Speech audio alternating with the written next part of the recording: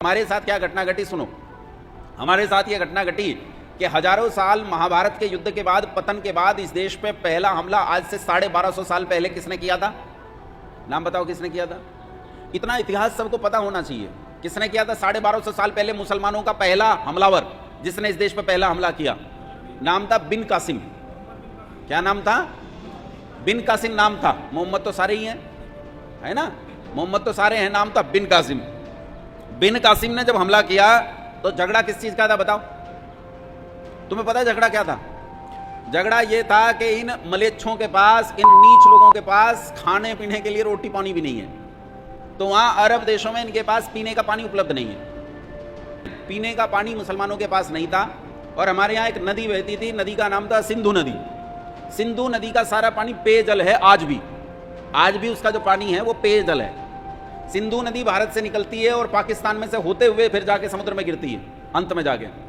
सिंधु नदी से ये मलेच्छ पानी लेने के लिए आए।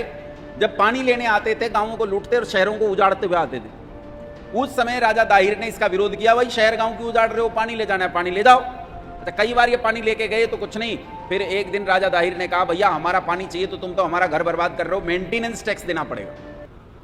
जो गांव शहर बर्बाद कर रहे हो उसका मेंटेनेंस टैक्स देना पड़ेगा, वो टैक्स नहीं दोगे तो हम पानी नहीं देंगे। इस बात पे विवाद हो गया और राजा दाहिर का और इस बिन कासिम का आपसी युद्ध हुआ और इस युद्ध में बिन कासिम बुरी तरह पराजित हुआ, कुछ नहीं आई।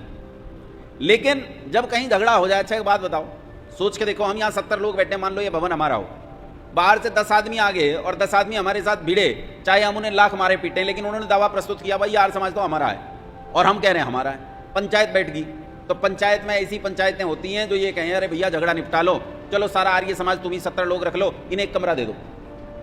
होता है कि नहीं? पंचायतों में होता है कि नहीं? इस पिटे हुए बिन कासिम को किसी तरह सिंध के एक छोटे से इलाके पे कब्जा मिल गया। पाकिस्तान में 3 इलाके हैं, एक बलूचिस्तान, एक सिंध और एक पंजाब। तो जो सिंध था उस सिंध के छोटे से इलाके पे इस नीच को कब्जा मिल गया और 250 साल इसे होश नहीं आई, इसे इतना मारा।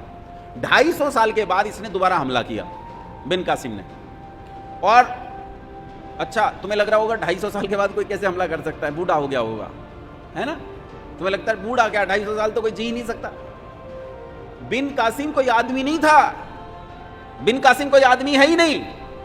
बिन कासिम एक विचारधारा है, एक विचारधारा जिसका मकसद है दारुल हरब को दारुल इस्लाम में तब्दील करना।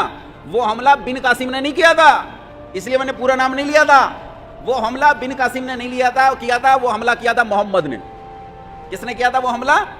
मोहम्मद ने। और दोबारा जब हमला किया तो उसका नाम गोरी था लेकिन वो भी मोहम्मद था, गजनवी था लेकिन वो भी मोहम्मद था, बाबर था वो भी मोहम्मद था, और यहां तक आ जाओ ये ओवैसी तक, ये सारे के सारे मोहम्मद हैं। वही 1450 साल पहला मोहम्मद वही इस देश पे बार बार हमले कर रहा है, आज भी वही हमले कर रहा है। इनमें से हर एक मोहम्मद है।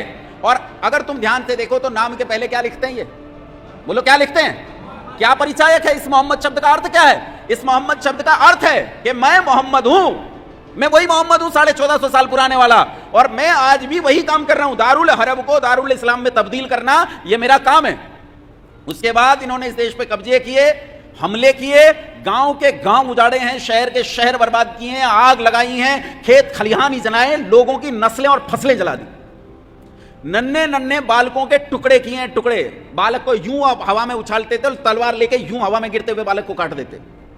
बालक को, ये चित्र मौजूद हैं, इनके आज भी भित्ति चित्र मौजूद हैं, पुराने कलाकारों द्वारा बनाए गए चित्र मौजूद हैं। बालक को यूं हवा में उछाला और भाले के नोक पे ले लिया, ऊपर भाले पे बालक फंसा और नीचे से निकल गया।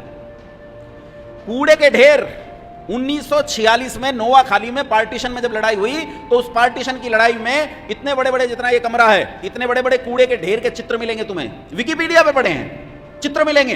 तुम सोचोगे कूड़े के ढेर हैं, पर उन्हें ध्यान से देखोगे तो वो स्त्रियों के स्तन के ढेर हैं, स्त्रियों के, औरतों की छाती काट दी गई।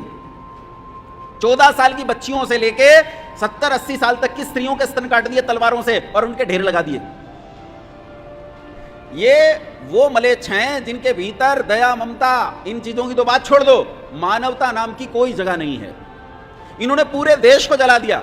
इस देश में 53 यूनिवर्सिटीज थी, उन 53 यूनिवर्सिटीज को इन्होंने बर्बाद किया। सुरभि, वैशाली, तक्षशिला, नालंदा, विक्रमशिला, उदयंतपुरी, कितनी यूनिवर्सिटी गिनवाऊं? 53 यूनिवर्सिटीज को इन लोगों ने बर्बाद कर दिया। इस देश में ये 53 यूनिवर्सिटी इतनी बड़ी बड़ी यूनिवर्सिटी थी कि पूरी दुनिया के छात्र इन यूनिवर्सिटीज में पढ़ने आते थे। सारी यूनिवर्सिटीज को बर्बाद कर दिया और उसके बाद इन्होंने इस देश पे कब्जे कर लिए, इस देश को गुलाम बना लिया।